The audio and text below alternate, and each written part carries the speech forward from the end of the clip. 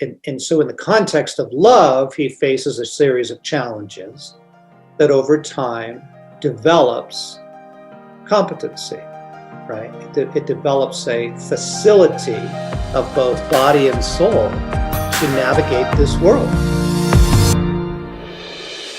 Helping you design your roadmap to wholeness from the inside out. This is Win Today. And now, here's your host, Christopher Cook. Hey friends, welcome to the podcast. Thank you so much for tuning in this week. Welcome to episode 245, where this week one of my personal heroes is back on the show to talk all about healing the masculine soul, and that's John Eldredge. About today's conversation, John said, "I'm here to tell you that you can get your heart back, but I need to warn you, if you want your heart back, if you want the wound healed and your strength restored, and to find your true name, you're going to have to fight for it." So this week, you're going to learn how to recover your true masculine heart, how to heal the wounds and trauma in your own story, and how to delight in the strength you were created to offer the world. But quickly, before we head into our conversation with John, guys, if you're enjoying the podcast, share it. Send a text to a friend or family member right now and invite them to listen as well. And then rate and review the podcast. Guys, wherever you're listening, here's why. When you rate, review, and share Win Today, the listenership grows. Simple as that. So thanks for listening. Thanks for doing just that. And right now, my conversation with my friend, with a hero, John Eldredge. Enjoy. Well, the one, the only, John Eldredge, you're back. One of my favorite people. I'm so glad to see you. Hey, good to see you again. Good to talk to you. Yeah. It's been a while. I'm looking forward to getting caught up. Yeah, in fact, I think the last time we talked was around your last book. Was that 2019? Well, here's the wild thing. No, it came out right before the pandemic. That's right. It was 2020. It came out in February of 2020, and then we all got clobbered and needed to practice soul care, and here was this beautiful offering from God to help us take care of our souls. Oh, and boy, have we needed it. So thank you for that. You're welcome. That's really good. It's good. Well, hey, today, John, we're talking to men about men, and I'm just going to head straight into this. John, you said that the unique nature of the masculine soul has made the last 14 months especially hard for men. I want to start right there. Tell us what you're seeing and why it has been so difficult. Well, yeah. This is really important because women are better at reaching out and talking to one another and saying, "Hey, I'm not doing well. I'm feeling anxious," or 2020 really brought a lot of fear into my life, or, whatever it was. I'm lonely, I'm cut off. But guys got pounded by the last 14 months. And many are still in it. We're not out of the woods yet. Mm-hmm. And Christopher, I think, first the stats. So they were building emergency domestic violence shelters for women in Paris, in Italy, in Germany. Like what? When the first quarantine was lifted, the divorce offices were filled in China. Wow. And so men got locked down, locked up, sent home to work, and then depression, anxiety, substance abuse, pornography, violence, all that went through the roof. Suicide, I'm sorry to say. So I think it would be good to help guys and to help the women who love them understand, why was 2020 so rough on men? What is it about the masculine heart that made it rough? And you weren't expecting this, but I'm going to kick it back to you and go, how was 2020 for you? It started off actually, and I think it was an adrenaline shot, because I felt really focused at first. Everyone's working at home, so I got a whiteboard. I reoriented my space. I'm type A. I'm choleric in my personality. I'm an achiever. So I felt really, really, really focused. But as time went on, I think some of that shock wore off. Yep. And I got really weepy, sad, scared, a little confused, a little numb, a little uninspired. Yep. And I related it to someone this way, John. I said, it feels like, in a way, stages of grief. So the first stage of shock was, I can do this. Yep. I'm just going to pivot. I'm going to be agile. I'm going to adjust. But so that was March, April. By the time I got to July, August, I feel like I woke up with tears in my eyes some days. Like, you can hear it in my voice right now, actually. And you and I chatted about some personal stuff before we hit record here. And I've been here a lot, John. Yeah. Yeah. Okay. Because we've all just passed through global trauma. To have your normal taken away, all the normal that you do to just kind of make your soul well and your life work. So all your normal's taken away. And you're kept in a state of constant uncertainty. What's the economy going to do? What's the pandemic going to do? What are the new regulations? No mask vaccines, no vaccine, constant uncertainty, bombarded with bad news, right? They were really focusing on the bad news to try and keep everybody stay home and kind of obey. And then you don't know when it's going to end, right? There was no clear finish line where we could all say, look, we're in this till July. Well, we got to July and they went, we're actually in this till September. We get to September, they're like, actually probably till Christmas. Get to Christmas, right? So this is what they do when you are interrogating prisoners to break them down. You take away their normal. You keep them in constant uncertainty. You bombard them with negative information, and they have no idea when it will end. Right? Like it's been brutal, folks. Like, can we just say, really rough on the human soul? And I think for guys, the reason why I was reaching out to you to talk about guys today was, let's take a couple of examples. I'd love to. Men love to fix things. Like your thing about, I got my whiteboard, I got my plan, right? yeah, I can do this. I can work from home. Men love to fix stuff. And we hate to feel powerless in our lives, powerless to do anything. But during the pandemic, we were told to go home and do nothing, right? Go home, stay home, don't do anything. Like it was so emasculating. And there was all this anger in men. I think we could tell we were in a fight. Hey, the world's in a fight. Come on, this is big. This is epic. But we didn't know what to fight. And so there was a lot of emasculation, frustration, powerlessness, anger, rage, take it out on the spouse, take it out on the kids, right? You kind of seeing that thing of really rough to tell a man, you're in a war, but you don't get to fight. Everything's sideways, but you can't fix it. That's rough. Yeah. Right? So just some mercy on guys, And then I was saying women are better at reaching out. Like men have social networks too, but it was at work. It was at the gym. It was, backyard barbecues, football games, sports, and all that got taken away too, right? So there's a lot of isolation. We did a lot online in this last year with guys, just trying to get guys out of isolation because we tend toward it anyways, don't want to ask for help, don't want to look like the weak link in the chain. But we took away all the kind of I guess what I would call the informal support systems of men, right?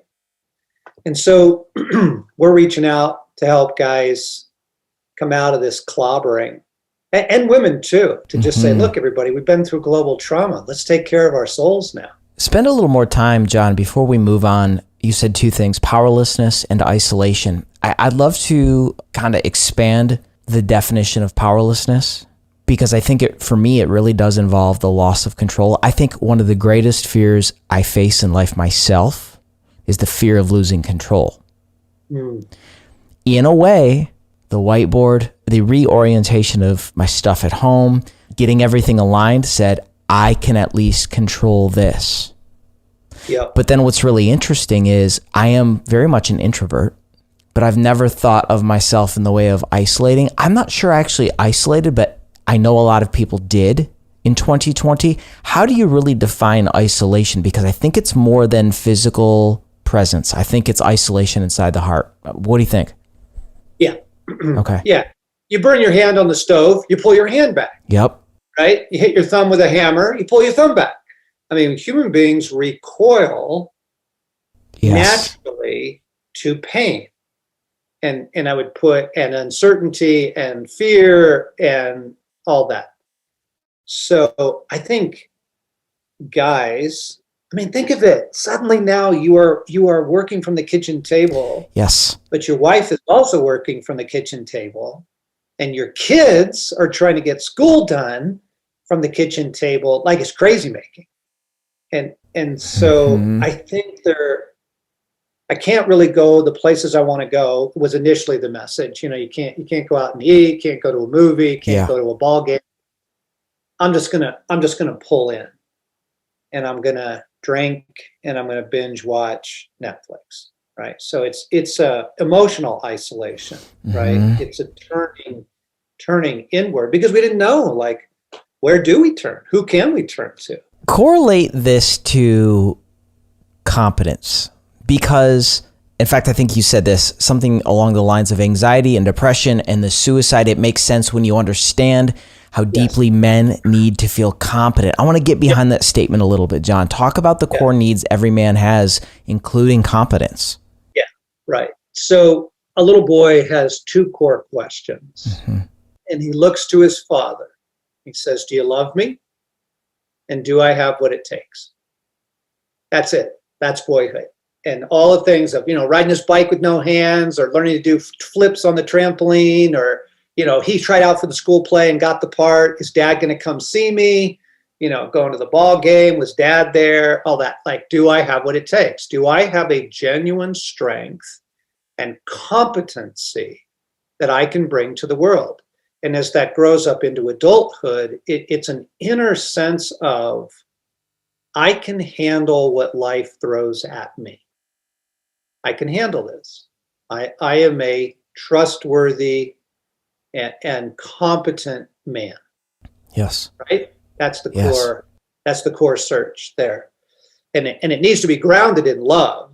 It's not just you're competent. It's the boy grows up in an environment of love, because when you face all those failures and setbacks, and you hit your thumb with the hammer and all that, it's not blaming, shaming, you blew it, you suck at this.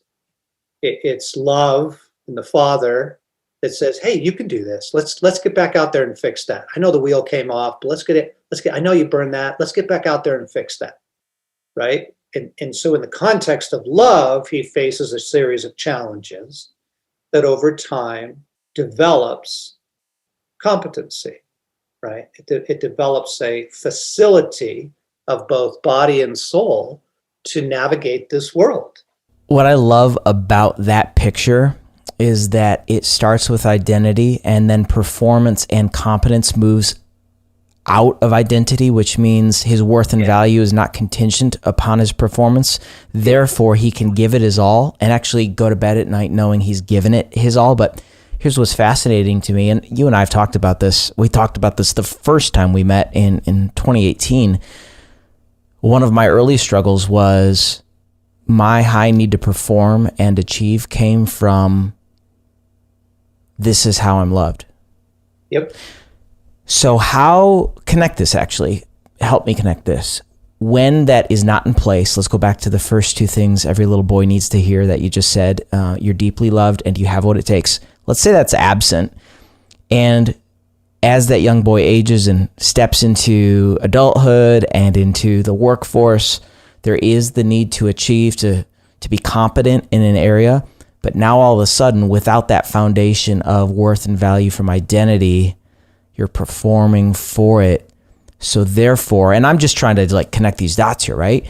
When he performs and misses the mark, the anxiety creeps in because he says, oh my gosh, that deep need of I have what it takes wasn't there in the first place. Did I take that in the wrong direction? Yeah, no, that's totally it. Why do so many men die, literally die within 2 years of retirement? I have no idea. Because their identity was totally tied up in their work. They were looking to their work for their total sense of meaning and purpose. So when you don't have the search for validation is the fundamental search of every man's life. Every day, the things we choose to do and the things we avoid doing is the search for validation.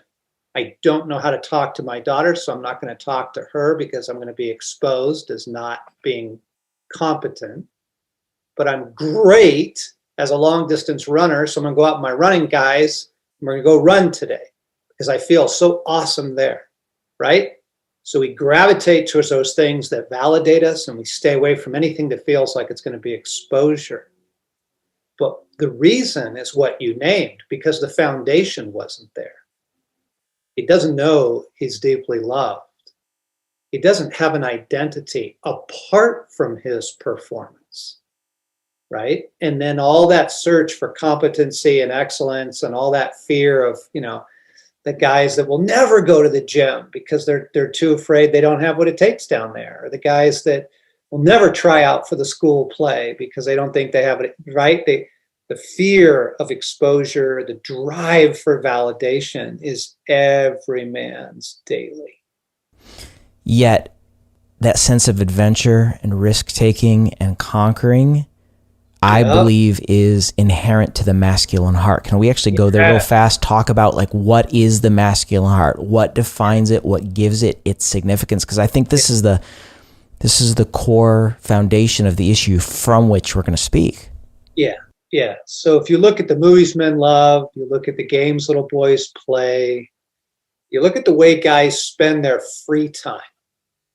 Every man needs a battle that he can fight, like he can feel like he's winning. He needs a battle. And every man needs an adventure that he's living. And he needs a beauty to love and to pursue.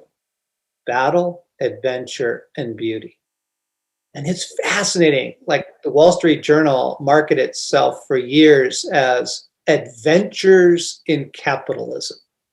Like starting companies, going for promotions, getting your graduate degree. It was all adventure, right? We can get out there for this big adventure. And those core needs, you can just look at any movie, listen to guys tell their story, you'll see those things there. When we're talking about battle and beauty and adventure, how do those things get distorted in our pursuit if we don't have that solid foundation in our formative years? Like what's the transposition? What might it look like instead? I'll give you an example, and this may not be a great analogy, but let's just say if we're talking about the beauty aspect of it, is this where a young man who lives with a sense of rejection, abandonment, and a deep-seated sense of shame, instead of the pursuit of beauty in the sense that God created and intimacy, would then gravitate toward pornography? Or is that... Exactly. Because to relate to a real woman requires things he's not sure he has. But the woman on the screen asks nothing of him, and yet makes him feel like a man for a few minutes, right? And so, that pornography has so much to do with the search for love and validation at a deep, deep level. I think more than it has to do with sex. It's not about sex. Right. It's about belovedness. It's about comfort. It's about love, that search for love. And it's about validation. Here I feel strong. Here I feel alive as a man. This is touching some core thing. Contrasted with a man who knows who he is and has a deep sense of belovedness. My Father, my God loves me. I am his son. And I am winning the battles for the most part that I'm facing in my life. I'm living well. The seduction of the false has less power to it. It's not that it has no power, but it has less power. You go, yeah, that's fake. That's not what I'm looking for. I don't want the fake thing. I want the real thing. And in an environment such as we've been in, the isolation, the repetitiveness of it can sometimes confuse authentic for inauthentic in terms of what that solution is in the soul. Yeah, big time. Yeah. Stay on talking about the role of the father, because I know guys who have had awesome fathers growing up. I know guys who didn't have a father growing up, but there is a distinct role of the father, and more specifically, our Father, God Almighty, the King of Kings. I want to talk about the role a father plays here. You know, what's a father's role in the problem, dare I say, and then perhaps his role in how he can be a solutions provider to all of this.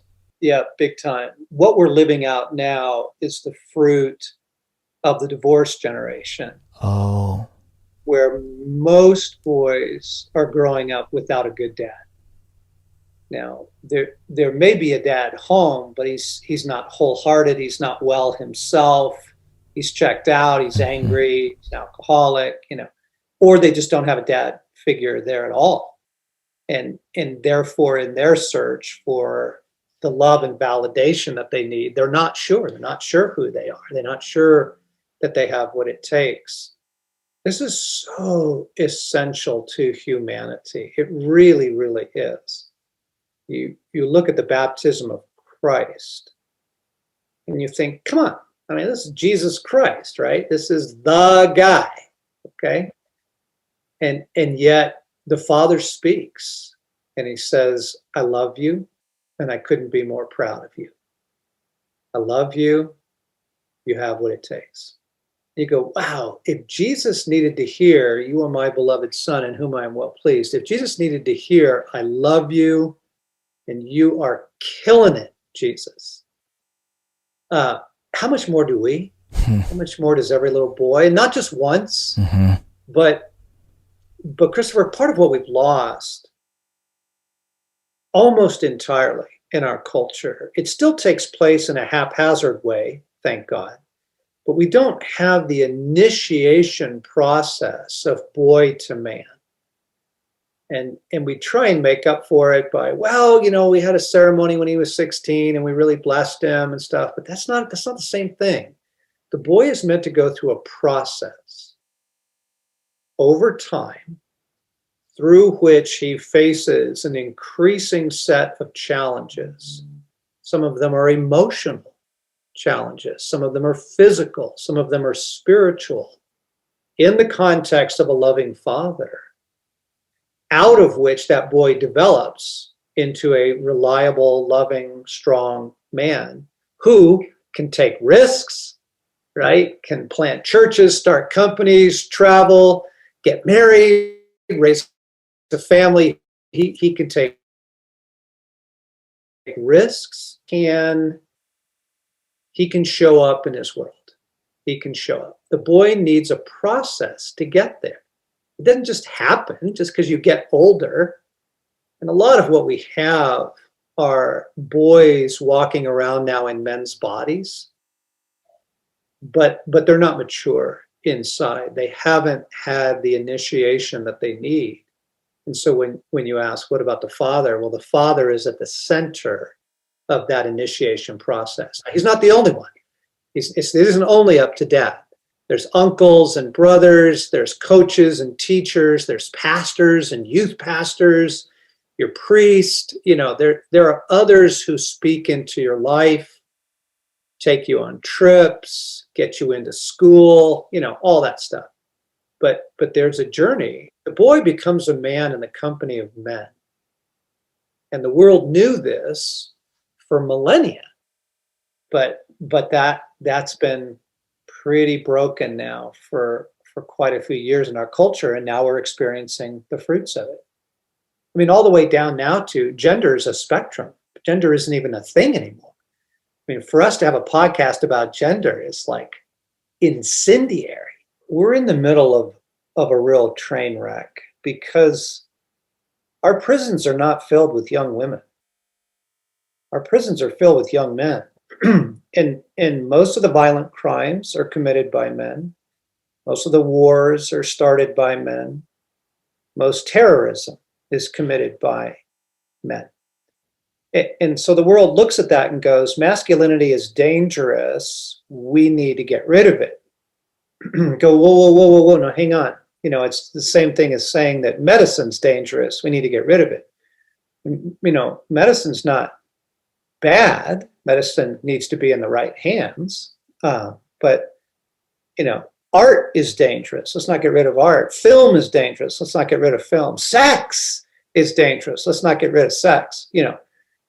That's not how you heal things. But I mean, to be fair to the debate, there is a history of men doing harm that is so out of proportion that we think it's because of masculinity. So I get that. I hear that.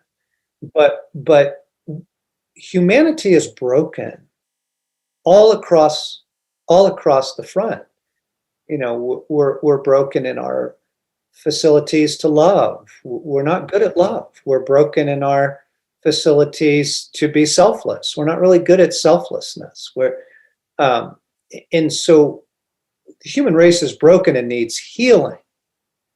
It doesn't need to be completely neutralized. Gender is a very powerful thing. It's filled with dignity, yes, and honor. It really is. And okay, so there's that. And then let's add another layer to it. I don't know where every listener is coming in, but surely you can see that there is something called evil in the world. 100%. We are all able to name it. So when 2 million children are trafficked every year into the sex trade, the world can agree and go, that's evil. When there are more people in a form of slavery now in the world than ever before, we can look at that and go, okay, hang on, that's evil. Mm-hmm. Right? When we're destroying the rainforest, when the coral reefs are disappearing across the globe, we go, whoa, hang on, time out. That's wrong. That's wrong. Like, we can all agree on that and go, we are in some kind of fight with something that looks like evil. And there is real darkness in the world. And the Christian faith comes in and says, yep, humanity is dearly loved by God, filled with dignity and honor, but there are forces of evil in the world. There is darkness out there, and we are in a genuine fight for it. Suicide, depression, domestic abuse, all that. Like, hang on, we're in a real fight with evil, and evil hates humanity.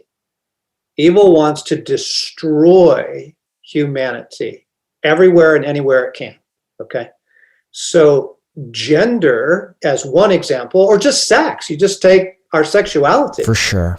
Evil wants to get in there and traffic and harm and violate and prostitute and do as much damage as it can. Okay, so in this gender conversation, what we want to frame it as, let's heal humanity, because evil is trying to ravage humanity, including in our gender and including in the dignity and the beauty and the honor that gender can hold, and that male and female can hold towards one another. And it's a huge conversation for sure, but I do think it plays such a vital role in this, because even where I want to take this next is talking about healing this wound. Like, what is this deep wound that we see that perhaps causes young boys to just age without becoming men? So let's identify the wound. What is that wound? And then, John, what do we do about it? Yeah, so go to the core needs of a little boy. Love, I adore you.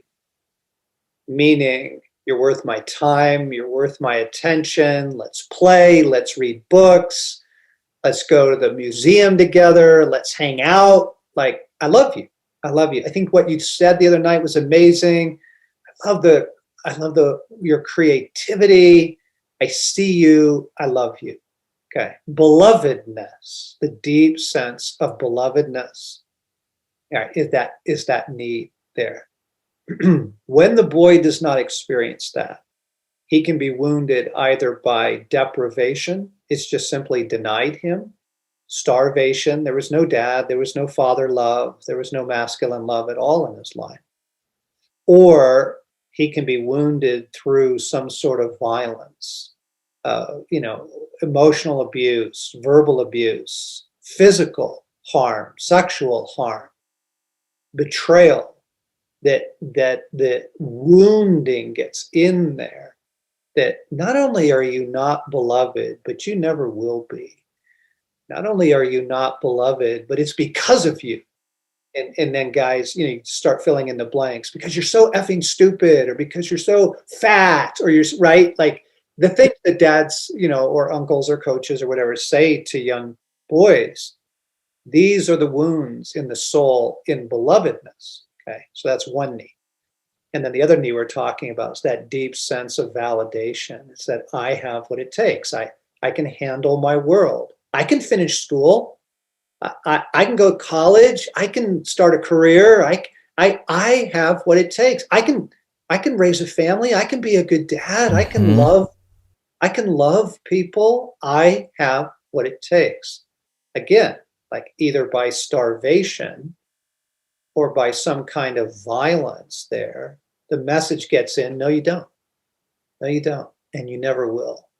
And this deep woundedness in the soul of men, in the soul of adolescents, in the soul of boys, needs to be healed in order for that man to live well in his life. And as we were talking earlier, not go to the woman in use her, not go to the career and get lost in it and sacrifice his health for it. He doesn't need that. He doesn't need to chase after the applause of the world. Like he's good, he's solid, he's settled inside. Like we need to get that wound healed, and it's really crucial to wholeheartedness in masculinity and to getting those young men out of prison, by the way, because if you survey, most young men in prison grew up without a dad. This is just data. I'm not stereotyping. You can go look it up. Exactly. Like, yeah, it's just the data, folks.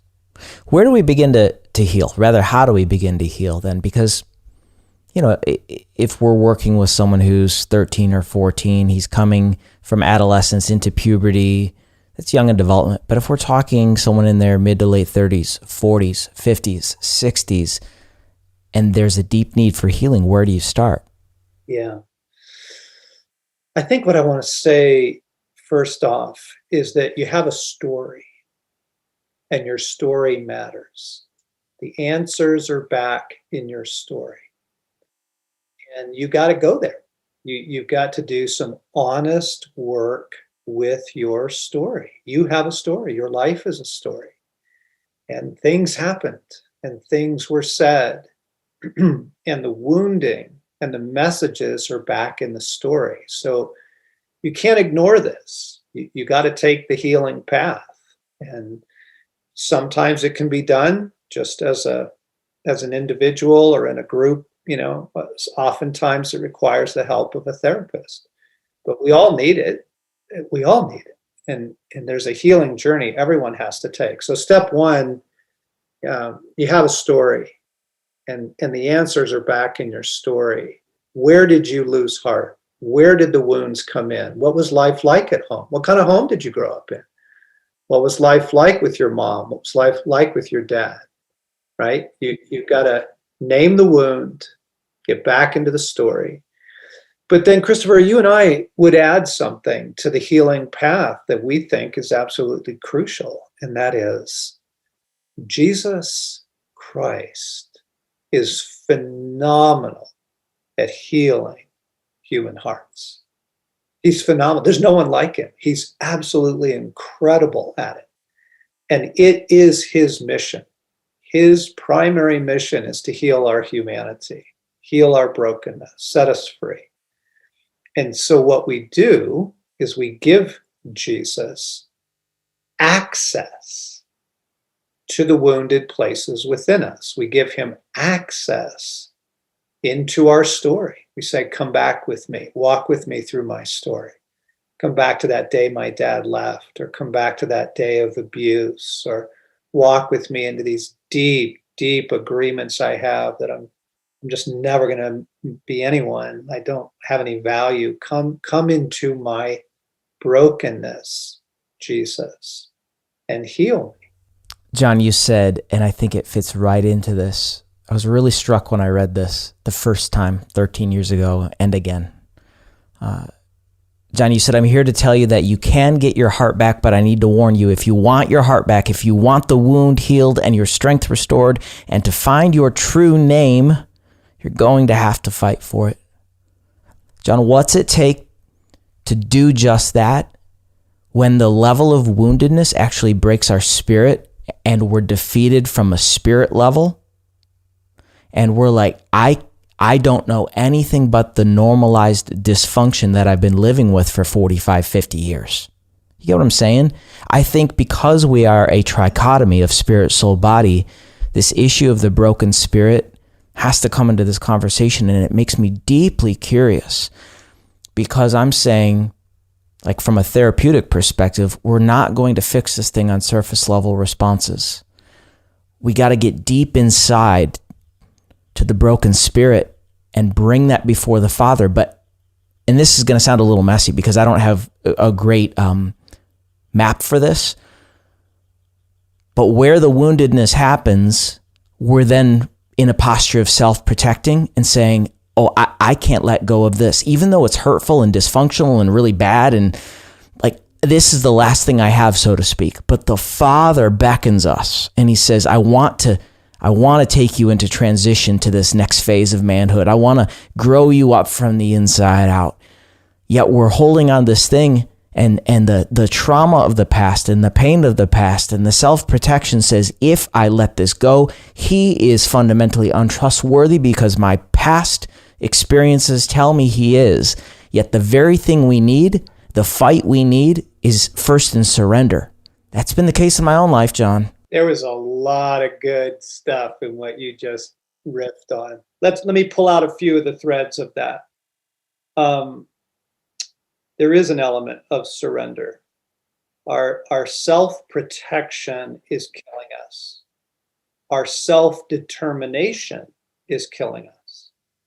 And you can't get help till you admit you need help. And that's a form of surrender. And if you've never taken the first step of surrender, of saying, Jesus, I need you. I am blowing up my life. I need you. That's the first step. I need you, Jesus. I need you. There is surrender. There's a surrender that's willing to go see a counselor, go see a therapist, go talk to your pastor, your priest, go talk to a pal, somebody.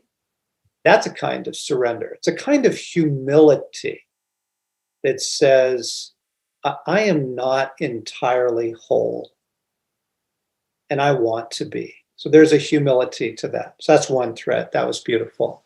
Another thread you touched on, you used the phrase an ounce of strength. Gerald May is an interesting psychologist, psychiatrist. He did a lot of work with very, very highly addicted people. He was working with heroin addicts on the East Coast, and he wrote a lot about his experiences. He's passed away now, but one of the things he says in his book, Addiction and Grace, is no matter his conviction as a psychotherapist and doctor, he was an MD, his conviction was that no matter how deep the addiction, and he was dealing with chemical addictions, every human being retains the dignity of some level of choice.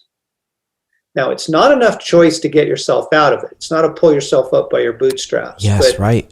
But guys, I would say the recovery of the warrior within you is absolutely crucial. And the quote that you read from Wild at Heart about you're going to have to fight for it. Every man has a warrior heart. Every man. And you don't have to love, war movies or, MMA or whatever. Like, there is a fight in you And you are going to need to summon it to say, it's time. It's time. I want to get whole. Because again, the evil in the world that's ravaging humanity is come after you, pal.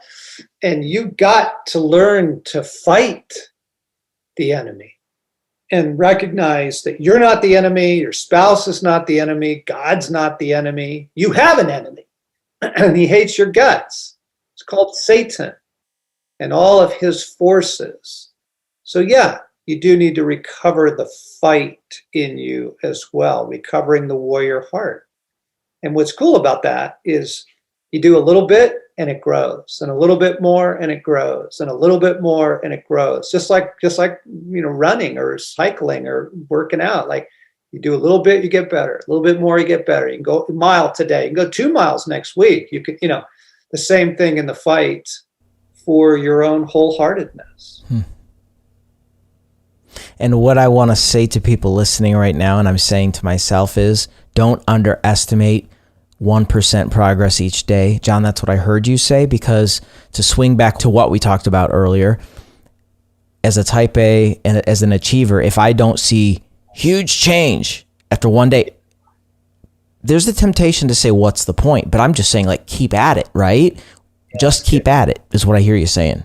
That's good. Yeah, my buddy Morgan calls it 2-degree changes, 2-degree shifts. Yeah. You shift your direction 2 degrees, you're going to be in a very different place in 10 years. That's precisely right. By the way, on an aside, I love Morgan. He was on the show last year at this time, and what a gem. Such a good. Yeah, he's a good guy.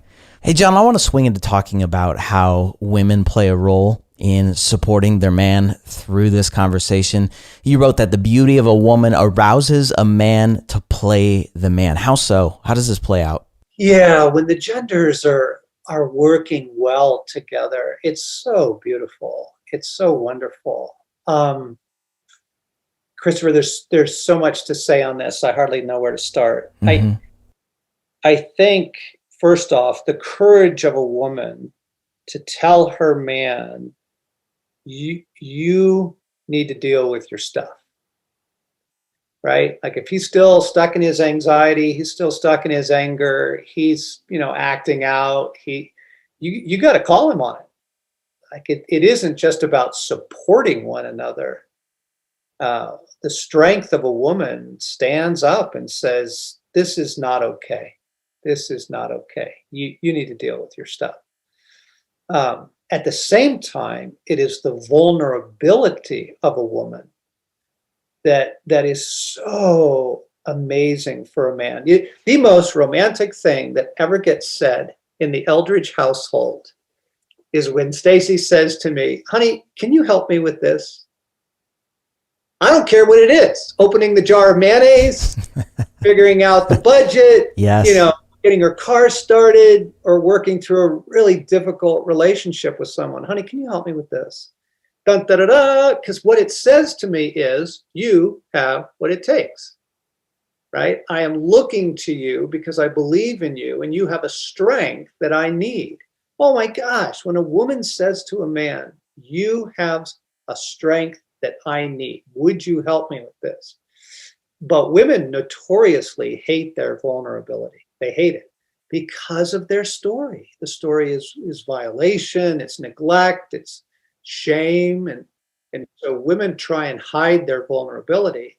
But you want to drive a man into an affair, you just tell him, I don't need you.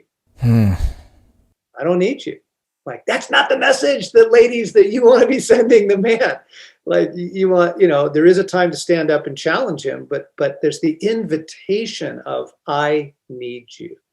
I need you. And when you offer your vulnerability to him, holy schmoly, and he gets to feel like, wow, you see something in me? You think I have what it takes? Like, wow, it's beautiful. And it does call him out. Deep within the man, there is the fear of, I'm a fraud. I'm an imposter. Yep. Let's just do a little case study. Stacy says to you, John, hey, honey, come here. I need your help.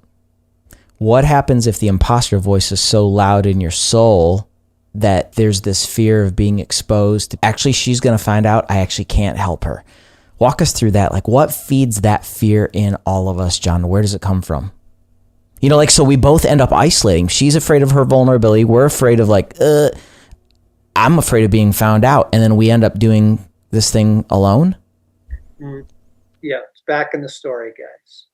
Back in the story. Somewhere the poser was created, the false self, the fig leaf, that part of you that leads, that you lead with, so that you don't get exposed in the world, right? So you're in the boardroom and you never say anything in the company meeting because you're afraid you'll say the wrong thing, or you control your wife when you control the finances because you need a sense of power and control there. You're afraid of what would happen if you release control. All that stuff, the false self, the poser. The shift is a surprising one. The shift is love. It's when you say, that's just not loving. Hiding is not loving. Controlling is not loving. My rage is doing damage. My self-protection is doing damage. It's when you choose love. And she says, I need you, and you come out of isolation because you're choosing love. And yeah, you're taking an enormous risk. You don't know how it's going to go. But that's masculinity. Masculinity takes risks on behalf of love. Masculinity takes risks on behalf of love. That's a strong statement, John. How does achievement, John, overextended and under stress detach us from intimacy and engagement then? Because you wrote, achievers are a socially acceptable form of violent men, overdoing it in one way or another. The casualties tend to be their marriages, their families, and their health. And until a man faces this honestly and what's really behind it, he'll do great damage. That's really sobering, John. Yeah. You shall know them by their fruits, guys. You shall know them by their fruits. Like, just look at the impact of your life. Are the people around you thriving? Is your own health thriving? Like, is your life with God thriving? Okay, so you and I are both like type AAA hard charging guys. Yeah. Why do I do that? Well, on one hand, to be very fair, it's partly how I'm wired. I am a leader. Somebody's got to lead. I'm a leader. But on the other hand, a lot of it is looking for belovedness.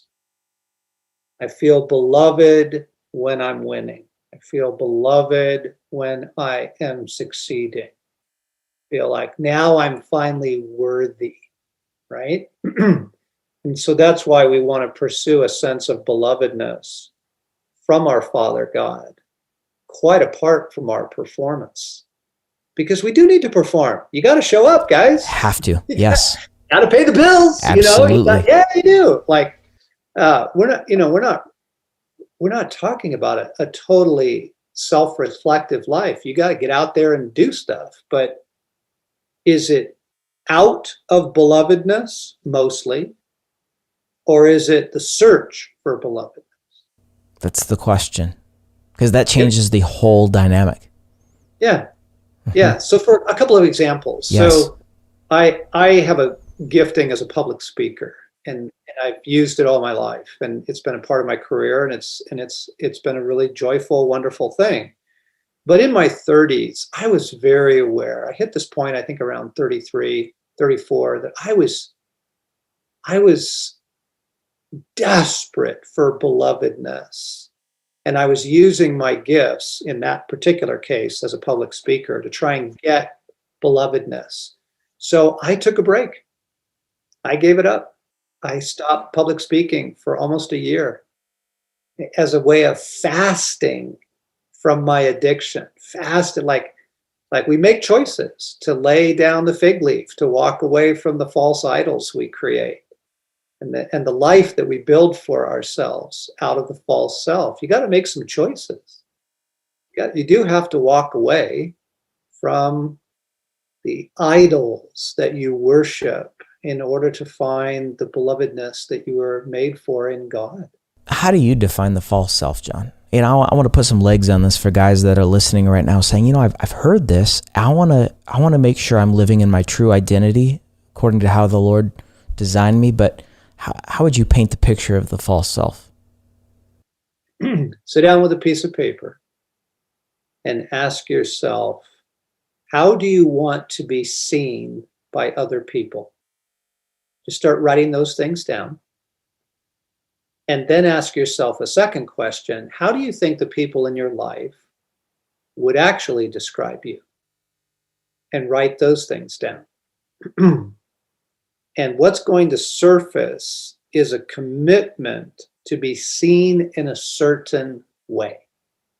I want to be seen as funny, or I want to be seen as spiritual. I want to be seen as the dude who's like got what it takes. I want to be seen as strong or smart. Or you go, okay, now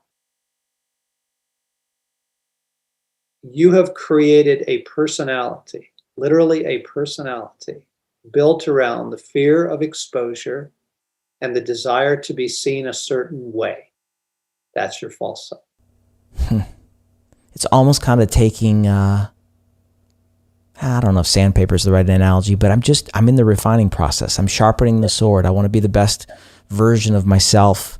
And I know that sounds super type A to even say, but it comes from a place of authenticity, because I just think there is great levels of fulfillment and joy when we operate from belovedness, as you said. Yeah, it really is. And you stop using people, and you stop driving yourself with whips to perform. Yep. All that stuff, the guilt and self. There's a more joyful way to live. So true. Well, John, a lot of us listening to you right now are in our late 20s, our mid to late 30s. There's a bunch of guys in the 40s listening right now. What's something you know about us that we might not know that we need to know? I'm talking about misconceptions, misperceptions. Well, the 20s are very different than the 30s, and the 30s are very different than the 40s. That's the first thing you need to know. You know what you need to know? All of you, you need an older man in your life. Somebody with gray hair. Yep. You go find that grandpa you haven't talked to for years. Maybe your dad, maybe not. You go find, again, somebody at work, somebody at church, somebody you look up to, somebody you trust. You need an older guy in your life because there is an independence to the man at 20 and 30, especially. There is an independence that's really unhealthy, and that'll get you'll make a bunch of bad decisions. Now, I would also say that may not be available. You need a couple of guys in your life. You need a couple of friends. You need a few guys in your foxhole. You need a band of brothers. 2 guys, 3 guys, 4 max, like that you are honest with, hang out with, support one another, fight for one another. Don't do this thing alone, guys. Do not try this alone. I mean, John, I could sit with you for half a day. Is there anything else that we need to talk about today really pertinent to this subject? Because I don't want to put words in your mouth. Yeah, I just want to come back to, hey guys, we're all coming out of global trauma. Yeah. What's your plan? Like, you need a soul care plan. You are in recovery right now. So think of it that way. And, you're going to get a week or 2 of vacation, and, you're going to get to the ballpark and get to see a game and stuff. And that's all going to be great, but that's not enough. What is your plan for soul recovery now? And I want to give a shout out to something we created that's available on our website. Awesome. It's called the Wild at Heart Experience. It's free. You can sign up for it anytime. It's a 6-week journey. We made these beautiful new films with honest guys telling their stories. So just to listen to these guys' stories is super cool. It's very intriguing. All ages, different backgrounds. Listening to these guys telling their stories. Take a 6-week journey to some more wholeheartedness. And you can get that at wildatheart.org, and you can sign up right there on the homepage. It's free. And it's our offering to you for what's your plan? What's the part of your soul recovery? Well, we can play a part in it. We can offer the Wild at Heart experience. That's awesome. And guys, we'll link to that over in the show notes at wintoday.tv/episode 245. But John, goodness gracious, I love spending time with you. Yeah, me too. It's a gift. You're a hero. Just thanks for taking the time to be with me today again. And just lots of love to you and Stacy. So again, thanks for being here, John. Yeah.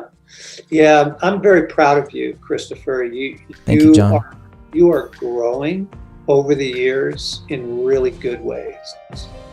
Well done. Thanks, John. Wintoday.tv. Guys, yeah, let me start that over, because John Eldredge is a hero in my life. And I walk away from these conversations better because of him. And listen, I want you to know this. I may have the mic right now, but I am just as on the journey as you are. We are doing this thing together. And so I just hope that conversation added value to you. And what I started to say was wintoday.tv/episode 245. That's the place. Show notes are there. Links to John's resources are there. But guys, listen, next week here on the show, Christine Kane is back. We're talking about drifting in your purpose, deconstruction, irrational fear, guys, and why she almost quit. Here's a preview.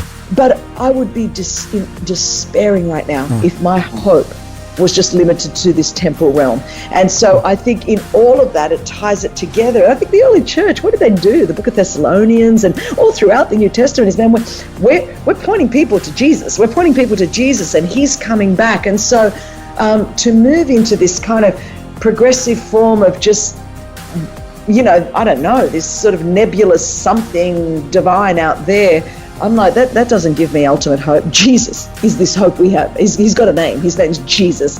And he is this hope we have. And he's the anchor for our soul, both firm and secure. And he is the only way to God. And he is the way. And he is the truth. And he is the life. And to me, that's just the deal breaker. That is not up for negotiation. And so that is what brings hope into an otherwise very hopeless world. Christine Kane is here next week. Don't miss it. Thanks again for joining the conversation this week right here on Win Today. I believe people just like you should be able to live successful, meaningful lives, and that's why I want to invite you to join the inner circle of readers on my email list who get weekly, well-researched self-improvement tips. So right now, go to wintoday.tv to sign up. It's absolutely free. And lastly, whether you're a new listener or have been listening to the show for a while, I'd really appreciate your rating and review of Win Today on the Apple Podcast app. So right now, will you write a short, honest review? Doing so helps expand the listenership of Win Today, and that would mean a ton to me. Thanks again for listening today. I hope you have an awesome week. We'll talk to you again really soon. Bye-bye.